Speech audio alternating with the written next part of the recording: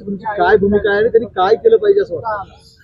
माझे या दोन वरिष्ठ नेत्यांची नावं घेण्यामागचा माझा उद्देश असा आहे की त्यांनी बीड जिल्ह्यामध्ये ज्या पद्धतीनं वातावरण निर्माण केलं, तिथं भेटी दिल्या, मुख्यमंत्र्यांना पत्र लिहिलं, अभिमन्यू पवार लातूर जिल्ह्यामधून जाऊन बीड जिल्ह्यामध्ये भाषण केलं त्यांनी की आम्ही कोपर्डी 2 सारखे मोर्चे काढू. या दोन्हीही जबाबदार लोकांना माझं म्हणणं आहे की या अभिमन्यू पवारांच्या जिल्ह्यामधल्या लातूर जिल्ह्यामधल्या टाकळी गावामध्ये एका धनगराचं पोरगं मारलंय. गेल्या 2 महिन्यापासून ते मृत्यूशी झुंज देत होतं.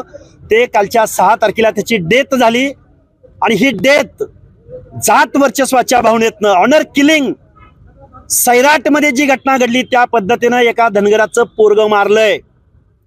तुम्ही मला जातीवादी म्हणा, मला काही म्हणा, सोशल वर्कर्सना कनिष्ठ जातीतल्या खालच्या जातीतल्या लोकांचा मृत्यू दिसतो की नाही, या भावनेतून मी शरद पवार आणि अभिमन्यू पवारांचं नाव घेतलेलं आहे. माझं म्हणणं एकच आहे, आरोपी आरोपी असतो, आरोपीला जात पात नसते. आमचं म्हणणं एकच आहे की या प्रकरणाकडे इथल्या मीडियाचं, इथल्या लोकप्रतिनिधींचं, इथल्या सोशल वर्कर्सचं का लक्ष जात नाही? बरं, हा धनगर समाजाचा मुलगा, त्याची हत्या झाली 18 वर्षाच्या, एवढंच बोलतोय असं नाही, तर पवार साहेबांच्या जिल्ह्यातल्या 2 गिरी गोसावीच्या छोट्या 7-8 वर्षाच्या चिमुरड्यांची हत्या झाली, किंवा काल IT इंजिनियरच्या मुलीची कोयत्यानं हत्या झाली.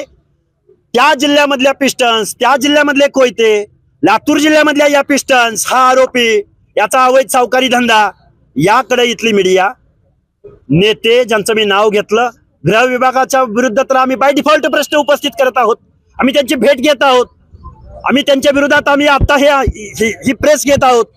पण हे जे आवाज उठवणारे, जे काही सिलेक्टिव्ह आवाज उठवणारी माणसं आहेत आणि त्याच्यामध्ये पवार साहेबांसारखे नेते आहेत, त्यांना माझी विनंती एवढीच आहे की आरोपीला शिक्षा झाली पाहिजे. तुम्ही आवाज उठवला पाहिजे, तुमच्या आवाजानं आरोपीला शिक्षा निश्चित मिळणार आहे.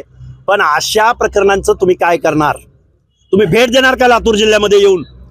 अभिमन्यू पवार, लातूर जिल्ह्यामधलं हे प्रकरण आहे, तुम्ही इथं कधी येणार आहेत या आरोपीचा शोध घ्यायला? माऊली उमाकांत सोट या धनगर समाजाच्या 18 वर्षाच्या पोराला न्याय द्यायला येणार का अभिमन्यू पवार? माननीय मुख्यमंत्री महोदयांना हा माझा सवाल आहे. शरदचंद्रजी पवार, गिरी गोसावी समाजातल्या 2 मुलींची हत्या झाली, त्या कुटुंबियांना भेट देणार का?